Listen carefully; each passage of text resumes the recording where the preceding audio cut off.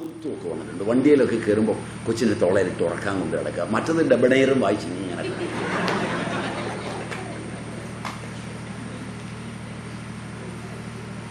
പെൺകുട്ടികൾ വന്നിട്ടുണ്ടെങ്കിൽ എന്നോട് ക്ഷമിക്കണം. അറിയാതെ ഞാനിതൊക്കെ പറഞ്ഞത് അനുഭവം കൊണ്ടാണ്, വിരോധം കൊണ്ടല്ല. കാരണം നിങ്ങളുടെ ജനിതകങ്ങൾ മാറുന്നു, നിങ്ങളുടെ ഹോർമോണുകൾ മാറുന്നു. തദ്ഫലമായി ഹോർമോണുകളുടെ മാറ്റത്തിൽ മീശ മുളയ്ക്കുന്നു, പോളിസിസ്റ്റിക് ഓവറിയൻ ഡിസീസ് ഉണ്ടാകുന്നു, മാരകമായ തൈറോയ്ഡ് സ്റ്റിമുലേറ്റിംഗ് ഹോർമോൺ നിങ്ങളെ മരണത്തിലേക്ക് കൊണ്ടുപോകാൻ തക്കവണ്ണം വലുതാകുന്നു. ഇതെല്ലാം ഇന്ന് സംഭാവ്യമാണ്. അതുകൊണ്ട് ഞാൻ പറഞ്ഞതൊരു തമാശയായി കാണണ്ട, കാര്യമായി തന്നെ കാണാം, നമുക്ക് ചിന്തിക്കാം. വളരെ ശക്തമാണ്. ഇവിടെയാണ് അവസ്ഥാവ്യതിയാനങ്ങളെ മുഴുവൻ വെച്ച് ആഹാരത്തെ നിർവചിക്കുമ്പോൾ യാതൊന്ന് നിങ്ങളുടെ ആരോഗ്യത്തെ സമാവസ്ഥയിൽ നിർത്തുന്നുവോ അതാണ് ഹിതമായ ആഹാരം. അതിന് വിപരീതമായതെല്ലാം എന്തു വില കൊടുത്തതായാലും അഹിതമാണ്. അതുകൊണ്ട് വിലയല്ല ഇതിൻ്റെ വലിപ്പം. ഒരു ടിന്ന് വാങ്ങിച്ചു, അതിന് വില കൂടുതലാണ്, നല്ലതാണ് എന്നല്ല. ട്രൈപ്പായ്ക്കാണ്, നല്ലതാണെന്നല്ല. അമേരിക്കയിൽ ഉണ്ടാക്കിയതാണ്, കൊക്കോക്കോളയാണ്, ലെയ്സാണ്. 2 പാക്കറ്റും 3 പാക്കറ്റും ഒക്കെയാണ് എറണാകുളത്തു നിന്ന് പാലക്കാട് വരെ പോകുമ്പോഴേക്ക് 5 വയസ്സുള്ളൊരു കുഞ്ഞ് തട്ടിത്തീർക്കുന്നത്. അപ്പോൾ അത് കാശ് കൊടുത്ത് മേടിച്ചതാണ്. അമേരിക്കയിലെയാണ്. കൊച്ചതേ തിന്നുള്ളൂ, തള്ളയതേ തിന്നുള്ളൂ. അങ്ങനെ ആവരുത്. ആഹാരം എന്താണ്, അതിൻ്റെ കണ്ടന്റ് എന്താണ്, അതെന്തെല്ലാം പ്രതിപ്രവർത്തനം നടത്തും ഒക്കെ അറിയണം. അപ്പം അത് വെച്ചിട്ടാണ് ഗുണം, ദ്രവ്യ വ്യത്യാസം, മാത്ര, കാലം മുതലായ ഭാവങ്ങൾ സർവ അവയവങ്ങളിലും ആർക്കറിയാൻ കഴിയുമോ അവർ അത് ഉൾക്കൊള്ളുന്നവരാണ്. എന്നാൽ എല്ലാവർക്കും അറിയാൻ പാകത്തിന് അഗ്നിദേശ ഞാൻ ഉപദേശിച്ചു തരാമെന്നാണ് ആത്രേയൻ പറഞ്ഞത്. ആഹരിക്കാൻ എന്നുള്ള അർത്ഥത്തിൽ ആകെ ആഹാരം ഏകം. അതിനെ 1, 2, 3 എന്ന് നിർവചിക്കുകയാണ്. ശ്രദ്ധിച്ച് കേൾക്കണം. അതുകൊണ്ട് എല്ലാം ആഹാരമാണ് എന്ന നിലയിൽ ആഹാരമെന്നൊന്നേ ഉള്ളൂ ലോകത്ത്. അത് ഏകം. സ്ഥാവരം, ജംഗമം എന്നിങ്ങനെ ഭാവം, അതിൻ്റെ ഉത്ഭവം 2 സ്ഥാവരങ്ങളായ ആഹാരങ്ങൾ, ജംഗമങ്ങളായ ആഹാരങ്ങൾ. മനസ്സിലായില്ല? സ്ഥാവരമെന്നാൽ സസ്യങ്ങൾ, സസ്യജങ്ങളായ ആഹാരങ്ങൾ, ചലിക്കുന്നവയല്ല. അവയാണ് ഒരു തരം ആഹാരം. 2 ചലിക്കുന്നവ, ജംഗമം. പുഴു, വിട്ടില്, തന്നെ ചാണകത്തിൽ പുഴു, ഈയാമ്പാറ്റ, മത്സ്യം, മാംസം, ഇതെല്ലാം ജംഗമമാണ്. ഞാൻ പറഞ്ഞത് പേടിക്കണ്ട, ഇതെല്ലാം അവിടെ വർണ്ണിച്ചിട്ടുണ്ട്. അതൊക്കെ നാളെ നിങ്ങൾ ആഹരിക്കാൻ പോവുകയാണ്. ചാണകത്തിൽ പുഴുവൊക്കെ തിന്നു തുടങ്ങി പല രാജ്യത്തും. കേരളത്തിൽ അതിൻ്റെ ബിസിനസ്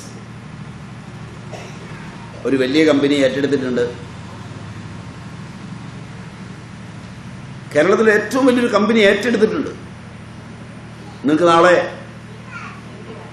സ്വാദിഷ്ടമായ ചൊറിയൻ പുഴുവൊക്കെ, മനസ്സിലായില്ല, ചൊറിയൻ പുഴുവിനെ തിളപ്പിക്കുമ്പോൾ അതിൻ്റെ സത്തിങ്ങി പോരും.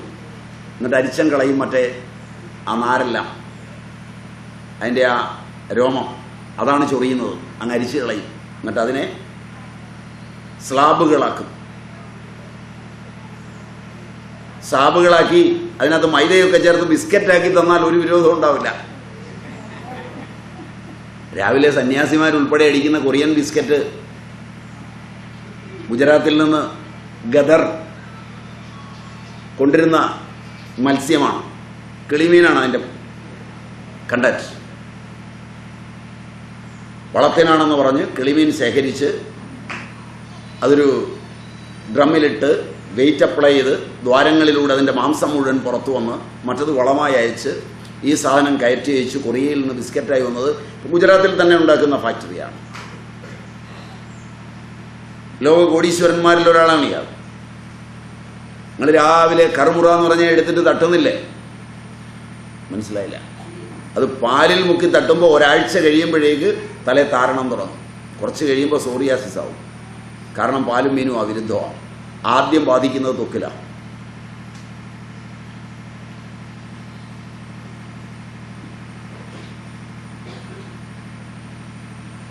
ഗദറിനെ പോയി പരിചയപ്പെടണം. സാധാരണ മനുഷ്യനല്ല. ദാരിദ്ര്യം കൊണ്ട് വീർപ്പുമുട്ടിയ ഒരു ബ്രാഹ്മണൻ ബ്രാഹ്മണ്യം ഉപേക്ഷിച്ച് കാശുണ്ടാക്കാൻ തുടങ്ങിയതിൻ്റെ വളരെ വിപുലമായ ചരിത്രം പഠിക്കണമെന്നുണ്ടെങ്കിൽ ഗുജറാത്തിലേക്ക് നിങ്ങൾ ചെന്നാൽ മതി. ഇന്ത്യ മുഴുവൻ ഇതിൻ്റെ മാർക്കറ്റാണ്. നല്ല വെജിറ്റേറിയൻസായ സ്വാമിമാരും മറ്റൊക്കെ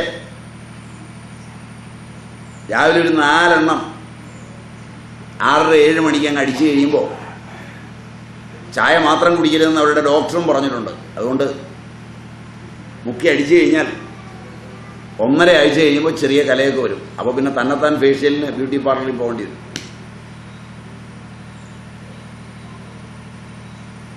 ഇതിൻ്റെ കാരണം അതാണ്. അപ്പോൾ ആഹാരം കഴിക്കുമ്പോൾ ഇത് വളരെ സൂക്ഷിക്കണം.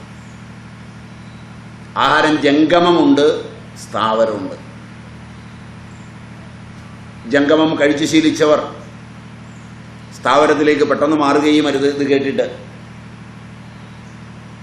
ധാരാളം മത്സ്യവും മാംസവും ഒക്കെ കഴിച്ചവർ ഒരു സുപ്രഭാതത്തിൽ ഏതെങ്കിലും പ്രകൃതിയിൽ തുടങ്ങും, അല്ലെങ്കിൽ വല്ല സ്വാമിമാരെയും കണ്ട് പക്വതനായിട്ട് കൂടും. കൂടി കഴിഞ്ഞാൽ വീട്ടിൽ നിന്ന് ചട്ടിയൊക്കെ എടുത്ത് തല്ലി പൊട്ടിച്ച് കളഞ്ഞ് ഇപ്പോൾ ഫുൾ വെജിറ്റേറിയൻ ആയിട്ടങ്ങ് മാറും. കുറച്ച് കഴിയുമ്പോൾ പല രോഗവും വരും. എന്നാലും ഡോക്ടർമാരിൽ ഒരാൾ ചോദിച്ചാൽ മതി, ഇടക്കാലത്ത് വെച്ച് വെജിറ്റേറിയൻ ആയതാണോ? അത് ചോദിക്കുകയില്ല. വൈദ്യന്മാരും ചോദിക്കുകയില്ല. ആ വന്നയാളിനോട് ചോദിക്കണം, നീ ഇപ്പോഴാണോ വെജിറ്റേറിയൻ ആയത്? അതെ. ജംഗമങ്ങളൊക്കെ നിർത്തിയോ? നിർത്തി. എന്നാലൊരു കാര്യം ചെയ്യ്, ചെന്ന് നിൻ്റെ വൈറ്റമിൻ B12 ഒന്ന് ടെസ്റ്റ് ചെയ്യും. നിനക്ക് B12 ശരീരത്തിൽ ഉണ്ടാകുന്നില്ല. ടെസ്റ്റ് ചെയ്യുമ്പോൾ B12 കുറവായിരിക്കും. 2 ടാബ്ലറ്റ് അടിച്ച് ആ രോഗമെല്ലാം ഒന്നിച്ച് പമ്പകളാണ്, ക്യാൻസർ ഉൾപ്പെടെ. കാരണം B12ൻ്റെ വ്യതിയാനം ഇന്ന് പെട്ടെന്ന് വെജിറ്റേറിയനിസത്തിലേക്ക് വന്നവർ, ശീലമില്ലാത്തവർ വളരെ കൂടുതലാണ്. പിന്നെ എൻ്റെ ഒരു അപേക്ഷയും കൂടി ഉണ്ട്. അതെൻ്റെ ഒരു ഒറ്റപ്പെട്ട അപേക്ഷയായിട്ട് കൂട്ടിയാൽ മതി. നിങ്ങൾ ഈ നോൺ വെജിറ്റേറിയൻസ് ഒന്നും പെട്ടെന്ന് വെജിറ്റേറിയൻസ് ആകരുത്. നിങ്ങളെല്ലാം കൂടെ വെജിറ്റേറിയൻ ആക്കിയാൽ 4 കാള, 2 പോത്ത്, 12 കിലോ മത്തിയൊക്കെ അടിച്ച് കയറ്റിക്കൊണ്ടിരുന്നവർ ഇത് നിർത്തി ഈ കിലോ കണക്കിലുള്ള വെണ്ടയ്ക്കയും പാവയ്ക്കയും മേടിച്ചാൽ ഞങ്ങൾ വെള്ളത്തിൽ ദയവ് ചെയ്ത് ഉപദ്രവിക്കും.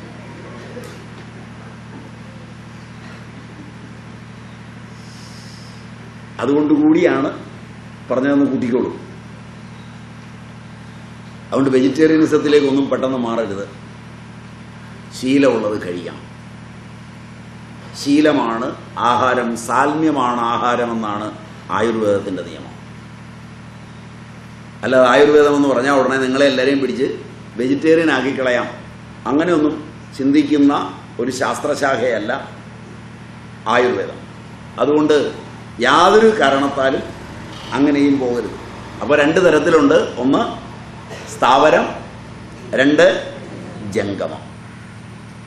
ആഹാരം 2. ഹിതം അഹിതം എന്ന ഭേദം കൊണ്ടും ആഹാരം 2 വിധം. അത് നമ്മൾ നേരത്തെ കണ്ടു. കുടിക്കുക, പാനം, പാനീയം, കുടിക്കുന്ന ആഹാരം. തിന്നുക, ചവച്ച് തിന്നുക, ഭക്ഷ്യം. അശനം, ഭക്ഷ്യം, പാനം, ലേഹ്യം, നക്കി തിന്നുക എന്നിങ്ങനെ 4 വിധമാണ് ആഹാരം. ഇതിനൊക്കെ ഓരോ പ്രത്യേകതയുണ്ട്. 4 വ്യതിയാനം അത് ഉപയോഗം കൊണ്ടുള്ളതാണ്. മധുരം, പുളി, ഉപ്പ്, എരിവ്, കയ്പ്, ചവർപ്പ് എന്നിങ്ങനെ രസവ്യതിയാനം നിമിത്തം ആഹാരം 6 വിധമാണ്.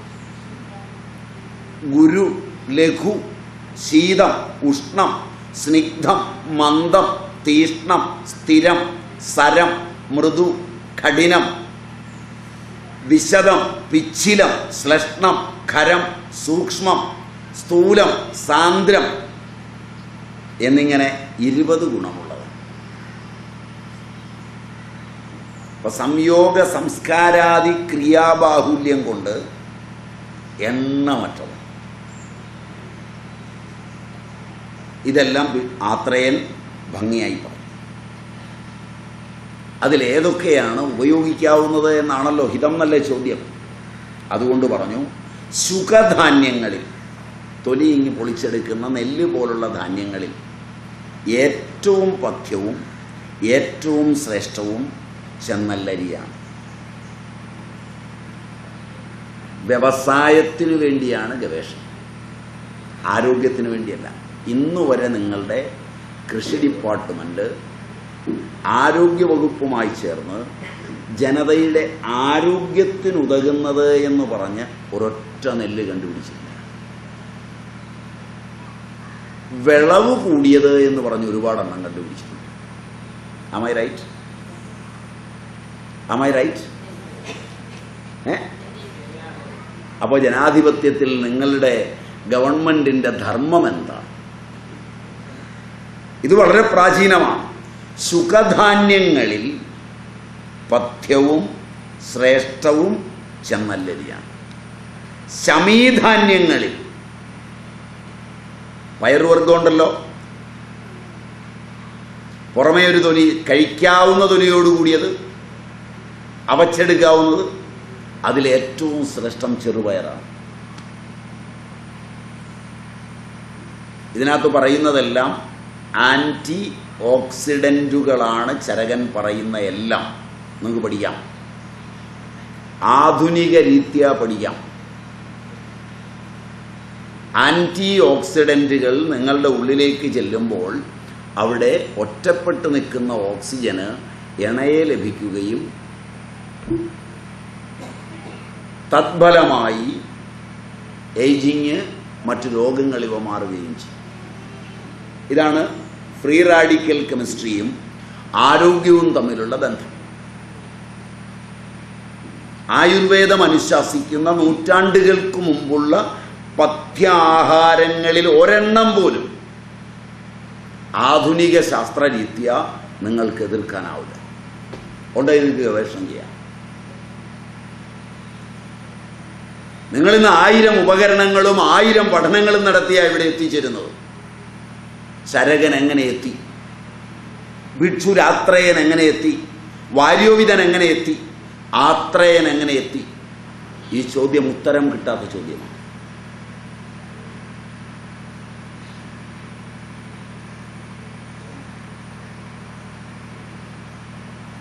അതാണ് ഇതിൻ്റെ പ്രത്യേകത. ഈ അധ്യായത്തിൻ്റെ ഏറ്റവും വലിയ പ്രത്യേകത, ഇതിൽ പറയുന്ന ഓരോ പദാർത്ഥവും എടുത്ത് എങ്ങനെയാണ് ഈ നിഗമനത്തിലെത്തിയത്.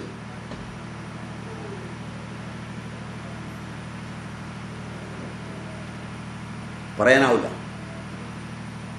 ഇന്നത്തേക്കാൾ സങ്കീർണങ്ങളായ ഉപകരണങ്ങളും സങ്കീർണമായ ജ്ഞാനവും അന്നുണ്ടായിരുന്നു എന്ന് സമ്മതിക്കേണ്ടി വരും. അത്ര വിശദവും അത്ര നിശ്ചിതവും ആണ് അന്നത്തെ പഠനങ്ങൾ. ഇതൊക്കെ പഠിക്കാതെ ഇതിൻ്റെ മൂലയെന്ന് ഏതെങ്കിലും ഒരെണ്ണം അപകടമുള്ളത് മാത്രം പൊക്കിക്കാണിച്ച് അതിനെ വിശദീകരിക്കാൻ അറിയാതെ ഇതിനെയൊക്കെ എതിർത്ത് പഠിപ്പിക്കുന്നു എന്നുള്ളതാണ് നിങ്ങളുടെ യൂണിവേഴ്സിറ്റികളുടെ ഏക പണി. അത് പഠിപ്പിച്ച് ഇപ്പോൾ യൂണിവേഴ്സിറ്റിയും വിദ്യാർത്ഥികളും ഒക്കെ തെരുവിലായി കഴിഞ്ഞു. സിലബസ് മാറി ശാപം.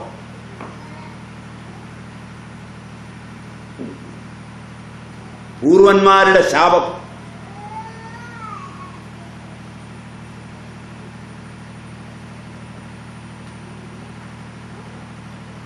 ശാപഗ്രസ്തമായ തമസിൽ നിന്ന് നിങ്ങളുടെ അന്തരംഗമുണരണമെങ്കിൽ ഒരു വട്ടം ഭദ്രകാപ്പീയമൊക്കെ ഒന്ന് എടുത്ത് വായിക്കും. യജ്ഞപുരുഷീയം ഈ അധ്യായത്തിന്റെ പേരതാണ്.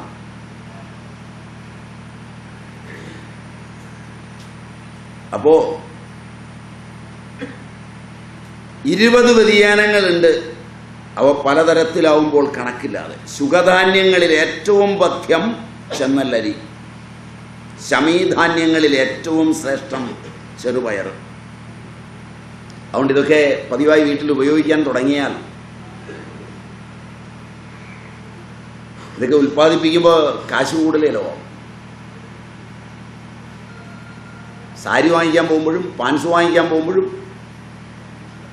കാശിനൊരു വിലയില്ല. കേരളീയനെ നോക്കിയാൽ മാല വാങ്ങിക്കാൻ പോകുമ്പോഴും ആധ്യാത്മിക പരിപാടികൾക്ക് പോകുമ്പോഴും കാശിനൊരു വിലയില്ല. കാരണം ഒരാൾ 100 രൂപ കൊണ്ടുവന്ന് വെട്ടിയിലിട്ടാൽ മറ്റേയാൾ കൊണ്ടുവന്ന് 1000 രൂപ ഇടുന്നു. ആമേ റൈറ്റ്? പോരെങ്കിൽ ഞങ്ങളൊരു കവറും തരും, അതിൻ്റെ പുറത്ത് തുകയും പേരൂടെ എഴുതിയേക്കാൻ പറയും.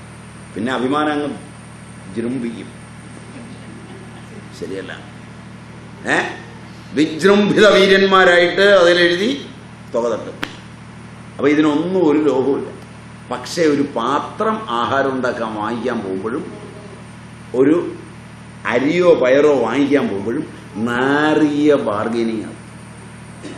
ഒരു പച്ചക്കറി ബാർഗൈൻ ചെയ്യാതെ വാങ്ങിക്കുന്ന ഒരു സ്ത്രീയും ഇല്ലെന്നാണ് എനിക്ക് തോന്നുന്നത്.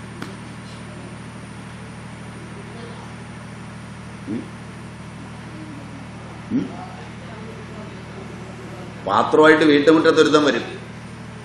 അവനോട് ബാർഗൈൻ ചെയ്യുന്നത് കണ്ടു കഴിഞ്ഞാൽ ഇവൻ വേസ്റ്റാ കൊണ്ടുവന്നിരിക്കുന്ന പാത്രം മുഴുവൻ അലുമിനിയം അതും ഇതുമൊക്കെയാണ്, അത് തന്നെ ഭക്ഷണത്തിന് യോഗ്യമല്ല. എന്നിട്ട് അതിൽ ഏറ്റവും ക്വാളിറ്റി കുറഞ്ഞത് കിട്ടാനായി ബാർഗൈനിങ്. ശരിയല്ല? നേരെ മറിച്ച് TV വീട്ടിലേക്ക് വാങ്ങിക്കുമ്പോൾ ഒരു ബാർഗൈനിങ്ങും ഇല്ല. എല്ലാം വേണം കേട്ടോ. പിക്ചർ ട്യൂബൊക്കെ വളരെ കൃത്യമായിരിക്കണം കേട്ടോ. ലക്ഷം എത്രയായാലും കുഴപ്പമില്ല. മറ്റവൾ വാങ്ങിച്ചിരിക്കുന്ന 50,000-ൻ്റെയാണ്, ഒരു 60,000-ൻ്റെ ഉണ്ടേ നല്ലതാണ്. അങ്ങനെയാണ് നിങ്ങളുടെ ജീവിത രീതി. അമ്മായിയമ്മയും മരുമകളും കൂടി ഉള്ള വഴക്ക് പോലെ മരുമകളെ പ്രസവത്തിന് കയറ്റിയിരിക്കുകയാണ് ഓപ്പറേഷൻ തിയേറ്ററിൽ. അപ്പോൾ ഡോക്ടറോട് നേരത്തെ തന്നെ മരുമകൾ പറഞ്ഞു ഇൻസിഷൻ 10 ഇഞ്ച് വേണം. അപ്പോൾ പുതിയ സാങ്കേതിക വിദ്യയൊക്കെ ഉള്ളതുകൊണ്ട് അത്രയൊന്നും ആവശ്യമില്ല. അതുകൊണ്ട് ചോദിച്ചു, ഡോക്ടർ തന്നെ ഗൈനക്കോളജിസ്റ്റ് സർജൻ തന്നെ ചോദിച്ചു എന്തിനാ ഈ 10 ഇഞ്ച് ഇൻസിഷൻ? പറഞ്ഞ് വീട്ടിൽ കിടക്കപ്പുറതിയില്ല, കാരണം അമ്മായിയമ്മ 8 ഇഞ്ച് ഇൻസിഷൻ കാണിച്ച് ഇടയ്ക്കിടയ്ക്ക് എന്നെ വരട്ടാറ്. അപ്പോൾ ഇത് 10 ഇഞ്ച് ആയിക്കോ. സ്വന്തം ആരോഗ്യമിട്ടാണ് കളിക്കുന്നതെന്ന് പോലും ചിന്തയില്ലാത്ത ആധുനിക മനുഷ്യൻ. Am I right? അങ്ങനെയല്ല. ഞാൻ പറഞ്ഞത് നുണയുണ്ടോ? നുണയുണ്ടെങ്കിൽ നിങ്ങൾ സൂര്യ ചാനൽ കണ്ടാൽ മതി, ഇല്ലേ? തട്ടി മുട്ടി. ഞാനിതൊക്കെ കാണുമോന്നാണോ ചോദിക്കുന്നത്? പിന്നെ ഞാൻ ഒന്നും വിടാറില്ല. ഇതെല്ലാം കണ്ടില്ലെങ്കിൽ എങ്ങനെയാണ് ഞാനിതൊക്കെ നിങ്ങൾക്ക് പറഞ്ഞിരുന്നത്? അതുകൊണ്ട് ഇതെല്ലാം കാണുക എന്ന് പറയുന്നത് എൻ്റെ ഒരു പണിയാണ്. 24 hours അതിൻ്റെ മുമ്പിൽ നിന്ന് ഞാൻ മാറാറില്ല. അത് നിങ്ങൾക്കിപ്പോൾ ബോധ്യല്ലേ? സോ വളരെ ഇതായിട്ട് നിങ്ങൾ നോക്കിയാൽ അറിയാം നിങ്ങളുടെ മനസ്സ് മാറിപ്പോയിരിക്കുന്നു. നല്ല കാര്യങ്ങളിൽ മനസ്സ് നിൽക്കുമെങ്കിൽ ആഹാര പദാർത്ഥങ്ങളെ എടുക്കുമ്പോൾ ഉത്തമമെല്ലാം പഠിക്കണം. അതിൽ ചെന്നല്ലരി, ചെറുപയർ, വെള്ളത്തിൽ ഏറ്റവും നല്ല വെള്ളം മഴവെള്ളമാണ്. അതാണ് പണ്ടുള്ളവർ ഉപയോഗിച്ചത്. ഇന്ന് വെള്ളം മുഴുവൻ പോവുകയാണ്. ഏറ്റവും നല്ല വെള്ളം മഴവെള്ളമാണ്, അമൃതോപമമാണ്. വെള്ളത്തിൽ 1-ാം നമ്പർ വെള്ളം മഴവെള്ളം. ഉപ്പിൽ ഏറ്റവും നല്ല ഉപ്പ് ഇന്ദുപ്പാണ്, റോക്ക് സോൾട്ട്. നിങ്ങൾക്കൊരു തെറ്റിദ്ധാരണയുണ്ട്, പൊട്ടാസ്യം ക്ലോറൈഡാണ്, അല്ല, സോഡിയം ക്ലോറൈഡാണ്. റോക്ക് സോൾട്ടും സോഡിയം ക്ലോറൈഡാണ്, നിങ്ങൾ കടലിൽ നിന്ന് വറ്റിച്ചെടുക്കുന്നതും സോഡിയം ക്ലോറൈഡാണ്. പിന്നെന്താ അതിൻ്റെ വ്യത്യാസം? പാറയിൽ നിന്ന് പൊട്ടിച്ചെടുക്കുമ്പോൾ മറ്റ് സാധനങ്ങളുമായി വെള്ളത്തിൽ കലർന്നു ചേർന്ന് അതിലെ സൂക്ഷ്മാംശങ്ങൾ അതിലില്ല. അതാണ് റോക്ക് സോൾട്ടിൻ്റെ മാറ്റം. അതുകൊണ്ട് അതാണ് ഉപ്പിൽ ഏറ്റവും നല്ലത്. ഇലക്കറികളിൽ ഏറ്റവും നല്ലത് അടപതിയൻ്റെ ഇലക്കറിയാണ്. ഇപ്പം കാണുകയില്ല, പണ്ട് കാലത്ത് വീട്ടുമുറ്റത്തൊക്കെ അടപതിയൻ വെച്ച് പിടിപ്പിച്ചിട്ടുണ്ടായിരുന്നു. അതിൻ്റെ ഇലക്കറിയാണ് ഇലക്കറികളിൽ ശ്രേഷ്ഠം. വൃശ്യമാണ്, നല്ലതാണ്, ഉത്തമമാണ്. മൃഗമാംസരസങ്ങളിൽ ഏറ്റവും നല്ല മാംസരസം മാനിൻ്റെ മാംസരസമാണ്. ഇതിൻ്റെ പേര് പോയി പിടിക്കരുത്, നിരോധിതമാണ്. പക്ഷികളിൽ ഏറ്റവും നല്ലത് ഞാൻ കണ്ടിട്ടില്ല, പുസ്തകത്തിൽ കണ്ടിട്ടുള്ളതേ ഉള്ളൂ, ലാവപക്ഷിയാണ്. പൊത്തിൽ വസിക്കുന്ന മാംസങ്ങളിൽ, ജീവികളുടെ മാംസങ്ങളിൽ ഏറ്റവും നല്ലത് ഉടുമ്പിൻ്റെ മാംസമാണ്. മത്സ്യങ്ങളിൽ ഏറ്റവും നല്ലത് രോഹിതക മത്സ്യമാണ്. എനിക്ക് തോന്നുന്നത് ബ്രാലാണെന്നാണ്, കൃത്യം അറിയില്ല, കാരണം ഗ്രന്ഥപരിചയമേ ഉള്ളൂ. ഈ ജീവികളുടെ ഇതൊന്നും ഉപയോഗിച്ച് പരിചയമില്ല. അതുകൊണ്ട് പരിചയമില്ലാത്ത ഒരാൾ നിങ്ങൾക്ക് പരിചയപ്പെടാവുന്ന വിധത്തിൽ പറയുന്നു എന്ന് കൂട്ടിയാണ്. നെയ്യിൽ പശുവിൻ നെയ്യ്, പാലുകളിൽ പശുവിൻ പാല്. അതിലും നിയമമുണ്ട്, കറുത്ത പശുവിൻ്റെ പാലാണ് പാല്. നെയ്യിൽ വെളുത്തതിൽ, തൈരിൽ ചുവപ്പിൻ്റെ, ഇങ്ങനെയൊക്കെ നിയമമുണ്ട്.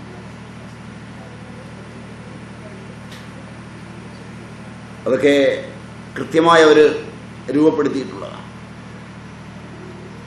സ്ഥാവര വസ്തുക്കളിൽ നിന്നെടുക്കുന്ന എണ്ണകളിൽ ഏറ്റവും ശരീരത്തിന് ആരോഗ്യം തരുന്ന എണ്ണ എള്ളെണ്ണയാണ്. ഏറ്റവും വലിയ യോഗവാഹിയും എള്ളെണ്ണയാണ്. ഏതെങ്കിലും സാധനം അതിസൂക്ഷ്മമായ തലങ്ങളിലേക്ക് എത്തണമെങ്കിൽ എള്ളെണ്ണയിൽ ചേർത്ത് കൊടുത്താൽ മതി. അപസ്മാരമൊക്കെ വരുമ്പോൾ പെട്ടെന്ന് ഫലം കിട്ടാൻ വെള്ളുള്ളി ചാലിച്ച് നേരെ എള്ളെണ്ണയിലേക്ക് കൊടുക്കുകയാണെങ്കിൽ പെട്ടെന്ന് കിട്ടും.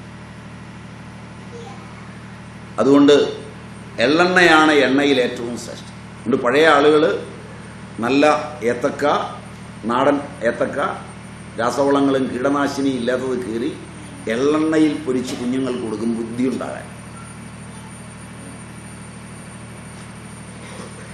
അത് വളരെ പഴയ കാലത്തുള്ള ഏർപ്പാടാണ്, പഴയ അമ്മമാർക്കറിയാം. അത് വെളിച്ചെണ്ണയിലല്ല കൊടുക്കുക, എള്ളെണ്ണയാണ് എണ്ണകളിൽ ഏറ്റവും നല്ലത്. അനൂപ മൃഗവസകളിൽ, വസ വെട്ടുനെയ്യ്, അതിലേറ്റവും നല്ലത് പന്നിവസ തന്നെയാണ്. മത്സ്യവസയിൽ ഏറ്റവും നല്ലതായി പറയുന്നത് ചുളൂകി എന്ന മത്സ്യത്തിൻ്റെയാണ്. സാധനം എനിക്കറിയില്ല, പുസ്തകത്തിലെ മാത്രമേ അറിയുള്ളൂ. നീർപക്ഷികളിൽ അരയന്ന വസ, വിഷ്കിരപക്ഷികളിൽ കോഴിവസ. കൊത്തി തിന്നുന്നതിനെയാണ് വിഷ്കിരം എന്ന് പറയുന്നത്. ശാഖകൾ ഭക്ഷിക്കുന്ന മൃഗങ്ങളുടെ മേധസ്സിൽ ആടിൻ്റെ മേധസ്, കിഴങ്ങുകളിൽ ഇഞ്ചി, ഫലങ്ങളിൽ മുന്തിരിങ്ങ, കരിമ്പാട്ടി ഉണ്ടാക്കുന്ന ശർക്കരകളിൽ അനേക ശർക്കരയുണ്ട്, പലതരത്തിലുണ്ടാക്കുന്നത്. കരിമ്പാട്ടി ഉണ്ടാക്കുന്ന പഞ്ചസാര, ശർക്കര, അങ്ങനെ അനേക സാധനങ്ങളുണ്ട്. അതിലേറ്റവും നല്ലത് ശർക്കരയാണ്. ഇങ്ങനെയാണ് പ്രകൃതിദ്രവ്യങ്ങളെ അത്രയും പറഞ്ഞു കൊടുത്തത്. അഹിതം ഏതൊക്കെയാണെന്നും പറഞ്ഞു. സുഖധാന്യങ്ങളിൽ യവകം, ശമീധാന്യങ്ങളിൽ ഉഴുന്ന്. ഇനിയൊന്ന് ആലോചിച്ച് നോക്കി, നിങ്ങളുടെ ജീവിതം. രാവിലെ ഉഴുന്നരച്ച് ചേർത്തുണ്ടാക്കിയ ദോശ അല്ലെങ്കിൽ ഇഡലി നിത്യവും. പഴയ കാലത്ത് കഞ്ഞി കുടിച്ചിരുന്നവരൊക്കെ ഇപ്പം രാവിലെ ദോശയോ ഇഡലിയോ നിർബന്ധമാണ്. am I right? അതിലൊരു പ്രത്യേകതയും കൂടെ ഉണ്ട്. ദോശയ്ക്കും ഇഡലിക്കും ഒരേ മാവാണ്. അതുകൊണ്ട് രണ്ടും ശരിയാവുകയില്ല. രണ്ടിനും കൂടി വേണ്ടി രണ്ടും കെട്ട ഒരു അരപ്പാണ് അരയ്ക്കുന്നത്. നാഴി ഉഴുന്നും മുന്നാരി മൊഴി അരിയും ഉഴുന്നു പറക്കുന്ന വിധവും അരി തരിയുള്ള വിധവും അരയ്ക്കുന്നതാണ് ഇഡലിക്കുത്തമം. അരിക്ക് തരിയില്ലാതെയും ഉഴുന്നു പറക്കുന്ന വിധവും അരച്ചു ചേർക്കുന്നതാണ് ദോശയ്ക്കുത്തമം. അങ്ങനെ കഴിച്ചിട്ടുണ്ടാവില്ല. പിന്നെ നിങ്ങൾ കഴിക്കുന്നതും ദോശയാണ്. കാരണം എന്തുകൊണ്ടാണെന്ന് വെച്ചാൽ ഒരു പ്രാവശ്യം ഒഴിക്കുമ്പോൾ ഇശുന്ന് വെക്കും, രണ്ടാമത് ഒന്നുകൂടെ മറിച്ചിടുമ്പോൾ ഇശുന്ന് വെക്കും. അതുകൊണ്ട് 2 പ്രാവശ്യം ഇശുള്ളത് കൊണ്ട് ദോശയാണ്.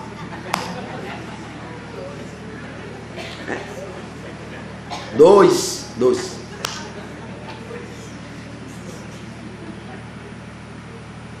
അതിലപ്പുറം ഗുണമൊന്നും ഉണ്ടാവില്ല. ഇതിന് ഗുണമുണ്ടാകണമെങ്കിൽ അതറിയണം, അതിൻ്റെ കോമ്പിനേഷൻസൊക്കെ അറിയണം. പഴയ ആളുകൾ ദോശയ്ക്കാകുമ്പോൾ ഉലുവ അരയ്ക്കും, ഇഡലിക്കാകുമ്പോൾ കൊട്ടമുത്തരയ്ക്കും.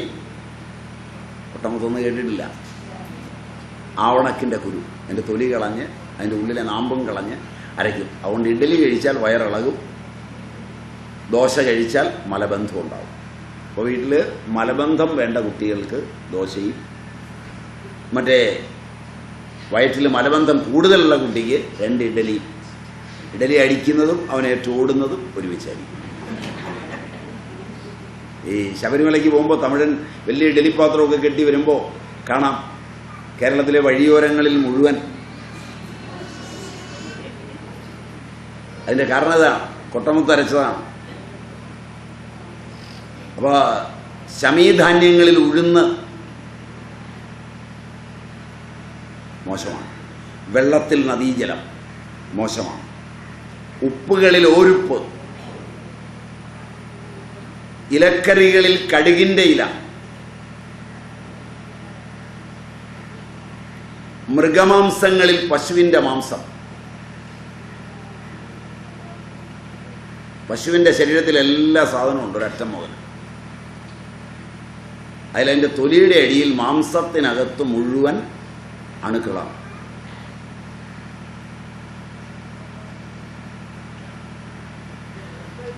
അതുകൊണ്ട് അണുക്കളെ കൊണ്ടുണ്ടാകുന്ന രോഗങ്ങൾ മുഴുവൻ ഉണ്ടാക്കാൻ പശു സമർത്ഥമാണ്. പാലിലതില്ല. ആഗന്തുജങ്ങളായ രോഗങ്ങൾക്ക് മുഴുവൻ കാരണമാണ് ഗോമാംസം. പഠിച്ചു നോക്കാം നിങ്ങൾക്ക്. പക്ഷികളിൽ കാട്ടുപ്രാവ്, മാളത്തിൽ വസിക്കുന്നവയിൽ തവള. അതുകൊണ്ടാണ് പണ്ടുള്ളവരത് തിന്നാത്തതും ഇപ്പം നിങ്ങൾ കിട്ടുന്നത് മുഴുവൻ പിടിച്ചടിക്കുന്നത്. ഇപ്പം തവളയില്ല, അതുകൊണ്ട് കൊതുക് കൂടുതലാണ്. എവിടെയെങ്കിലും കണ്ടാൽ പിടിച്ചുകൊണ്ടുപോയി തിന്നും. മാളത്തിൽ വസിക്കുന്നതിൽ തവള. മത്സ്യങ്ങളിൽ ഏറ്റവും അപകടകാരിയാണ് ചെമ്മീൻ. അതാണ് നിങ്ങളുടെ ഏറ്റവും വലിയ പ്രശ്നം. ആൻറ്റി ഓക്സിഡൻ്റ് അല്ല. അതിലൊരു ചെമ്മീൻ്റെയും മറ്റും വില കേട്ടാലും ഞെട്ടിപ്പോവും. കാരണം അതിലെ ചിലത് കിട്ടുമ്പോൾ തീരത്ത് ആംബുലൻസുമായിട്ട് നിൽക്കുകയാണ്.